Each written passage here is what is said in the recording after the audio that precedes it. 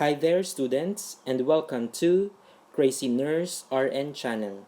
I'm Crystal Merdocanes, nurse educator, teaching fundamentals of nursing practice. If you have any question or if you want to clarify some gray areas with regard to our topic today, please comment down below. I'll be glad to read your comments and answer your questions. Also, if you want to suggest any topic or content for our next videos, please write them below. And if you find this YouTube channel useful, please click the subscribe button and hit the notification bell to keep you updated for new video uploads. Please do not forget to check the description below for additional inputs and some clarifications with regard to this lecture video. So our topic today is about loss, grieving, and death. So what is loss? It is an actual or potential situation in which something that is valued is changed or no longer available. Okay, so that is your loss. Death means it is a loss both for the dying person and for those who survive. Okay, so that is your death. We also have here general types of loss. We have the actual loss and the perceived loss. For your actual loss, it can be recognized by others. Okay, so it means that people or can recognize or can verify that you lost something. Okay, so it can be validated by others. We also have here perceived loss. So it is experienced by one person but cannot be verified by others. Okay, only the person who experiences the loss can verify it. Okay, so it cannot be seen or cannot be validated by others. We also have psychological loss. So it is often a perceived losses. Okay, often perceived losses because they are not directly verified. Okay, so this is under your perceived loss. We also have your anticipatory loss. Can be actual and perceived loss. Okay, it is experienced before the loss actually occurs. Okay, so this means that you anticipate that you will lose this particular material or this particular person. Okay, so you anticipate, you predict, you have expected it to be lost. We also have here situational loss. Losing one's job. Okay, the death of a child and losing functional ability. Okay, so this is a loss based on the situation. Okay, like job, death of a loved one, or loss of functioning ability. Okay, we also have your developmental loss. Losses that occur in normal development, which to some extent be anticipated and prepared for. So examples, departure of grown children from home. Okay, especially for those children, who have decided to get married and transfer to other house. Okay, for to have their own family. Okay, we also have retirement from career. Okay, and the death of an aged parent. Okay, so this is a normal loss. Okay, based on the developmental stage. Okay, it can be anticipated and prepared for. We also have sources of loss. So aspect of self can be a source of your loss. External objects, familiar environment, and loved ones. Okay, for the aspect of self, losing an aspect of self changes a person's body image, even though the loss may not be obvious. Okay, for example, you lost your self-confidence. Okay, other people would not notice it. Other people could not validate the loss of confidence. Okay, so only you who experience that loss can validate it. Okay, so that is the aspect of self. Okay, as one of the sources of your loss. External objects. So first we have the loss of inanimate objects that have importance to the person. For example, losing money, okay, and burning down of a family's house, okay. So these are all material things, okay, inanimate objects, okay. We also have loss of animate or live objects, okay. For example, your pets that provide love and companionship, okay. So these are the two external objects that the person could uh, could be lost. Okay, person could be considered as one of the sources of your loss. Okay, we also have your familiar environment. So there is a separation from an environment, and people who provide security can cause a sense of loss. Okay, so here you are being separated from the usual environment you have. Okay, so the familiar environment is being lost. Okay, so at some point you also experience a sense of loss. Okay, we also have loved ones. Losing a loved one or valued person through illness, divorce, separation, or death can be very disturbing. So a death of a loved one is permanent and complete loss. Okay. So remember that one. Loved ones can be a source of your loss. Okay. So now let's go to the definition of grief. So what is grief? It is the total response to the emotional experience related to loss, manifested in thoughts, feelings, and behaviors associated with overwhelming distress or sorrow. Okay. So it is a total experience or a total response to the emotional experience related to loss. So that is your grief. On the other hand, we have your bereavement. So it is the subjective response experienced by the surviving loved ones. Okay? So this is your bereavement. It's a personal and subjective response experienced by the surviving loved ones. We also have mourning, the behavioral process through which grief is eventually resolved or altered. So often influenced by culture, spiritual beliefs, and costume. So meaning, this mourning is a process of grieving. Okay, it is a behavioral process of grief. Okay.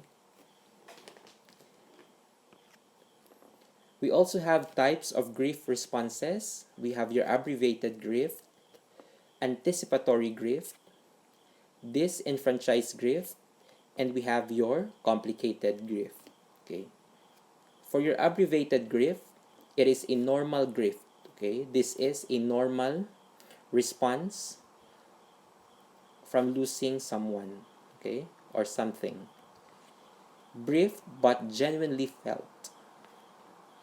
Can occur when the lost object is not significantly important to the grieving person or may have been replaced immediately by another equally esteemed object. Okay, so that is your abbreviated grief. We also have your anticipatory grief. It is also a normal grief response or reaction experienced in advance of the event. Okay, since this is anticipatory, you already expected this to happen, so you have prepared for this. Okay, there is the experience in advance of the event. We also have disenfranchised grief. occurs when a person is unable to acknowledge the loss to other people. Situation in which this may occur often related to a socially unacceptable loss that cannot be spoken about. Okay, for example, suicide, abortion, giving a child up for adoption, homosexuality, and extramarital relationships. Okay, so these examples are unacceptable loss. Okay, so the person is unable to acknowledge the loss to other people, so that would cause disenfranchised grief. We also have your complicated grief. It is unhealthy grief. Okay, also known as pathologic grief, exists when the strategies to cope with the loss are maladaptive and out of proportion or inconsistent with culture, religious, and age-appropriate norms. So preoccupation lasts for more than 6 months and leads to reduced ability to function formally. Okay. So that means your complicated grief happens when all the strategies related to coping were ineffective, okay, or maladaptive. So complicated grief will result. So we also have forms of complicated grief. We have the unresolved or chronic grief, inhibited grief, delayed grief, and exaggerated grief. So for your unresolved or chronic grief, extended in length and severity. Okay? The bereaved may also have difficulty expressing the grief, may deny the loss, or may grieve beyond the expected time. Okay? So basically, the grieving process here in your unresolved or chronic grief is lengthened. Okay? And it is severe. Inhibited grief. So many of the normal symptoms of grief are suppressed and other effects, including somatic, are experienced instead. Okay. So here, the signs and symptoms or the symptoms of grief are inhibited or suppressed. So as a defense mechanism, the body creates a physical signs and symptoms. Okay. So that is your somatic. It is where your body reacts to the grieving process. So instead of those normal grieving symptoms, the body exhibits physical symptoms. For example, stomach upset. The patient might develop cough, fever, or any physical symptoms. Okay, to compensate that normal symptoms of grief that you have suppressed or inhibited. We also have delayed grief. So occurs when feelings are purposely or subconsciously suppressed until a much later time, when the patient is ready to express his or her grief. Okay. We also have exaggerated grief. Okay. Using dangerous activities as a method to lessen the pain of grieving. Okay. So here, patients use dangerous gestures just to lessen the pain of the grieving process. Okay. So we have here stages of grieving. So we have, I believe we have 3. Okay. First, we have your Kubler-Ross 1969 stages or phases of grieving. So it is abbreviated as DABDA. Okay. DABDA. Okay. Engel's 1964 6 stages of grieving. And lastly, we have Sanders 1998 5 phases of bereavement. Okay. Here, we have your client responses and nursing implications in Kubler-Ross's stages of grieving. So I'll just mention the stage and the behavioral response. Okay. So as what I have told you, we have 5 stages of grieving, okay, according to Kubler-Ross. Okay, So it is abbreviated as DABDA. D stands for denial, A stands for anger, B stands for bargaining, D stands for depression, and A stands for acceptance. Okay, for your denial, patient refuses to believe that loss is happening, is unready to deal with practical problems such as prosthesis after the loss of a leg. Many assume artificial cheerfulness to prolong denial. Okay, so in this stage, the patient is in denial of the loss. Okay, next we have your anger. Client or family may direct anger at nurse or staff about matters that normally would not bother them. Okay, then after your anger stage, we have your bargaining. Okay, patient seeks to bargain to avoid loss. For example, let me just live until and then I will be ready to die. Okay, the patient now is under the bargaining phase or bargaining stage. Next, after that, we have depression. Okay, patient grieves over what has happened and what cannot be. May talk freely, for example, reviewing past losses such as money or job, or may withdraw. Okay, so that is your depression stage. After your depression stage, we now have your acceptance. Patient comes to terms with loss, may have decreased interest in surroundings and support people, may wish to begin making plans, for example, will, prosthesis, altered living arrangement. Okay, so these are the 5 stages under your Kubler-Ross stages of grieving. So we have here also your Engel stages of grieving. So we have 6 stages of grieving under your under Engel's stages of grieving. So first we have your shock and disbelief. Patient refuses to accept loss, has stunned feelings, and accepts the situation intellectually but denies it emotionally. Okay. It can be equated to the denial phase of Kubler-Ross. Okay, your shock and disbelief can be equated to Kubler-Ross denial phase. Next, we have your developing awareness. Okay, reality of loss begins to penetrate consciousness. Anger may be directed at agency, nurses, or others. Next, we have your restitution, conducts rituals of mourning, for example, funeral. Okay. Then after that, we have resolving the loss. Okay. Attempts to deal with painful void, still unable to accept new love object to replace lost person or object. May accept more dependent relationships with support person, thinks over and talks about memories of the loss. Okay, that is under your resolving the loss stage. Next, we have your idealization. Okay, patient produces image of lost object that is almost devoid of undesirable features, represses all negative and hostile feelings toward lost objects, may feel guilty and remorseful about past inconsiderate or unkind acts to lost person, unconsciously internalizes admired qualities of lost object. Reminders of lost object evoke fewer feelings of sadness. Reinvestigate feelings in others. Okay, that is under your idealization.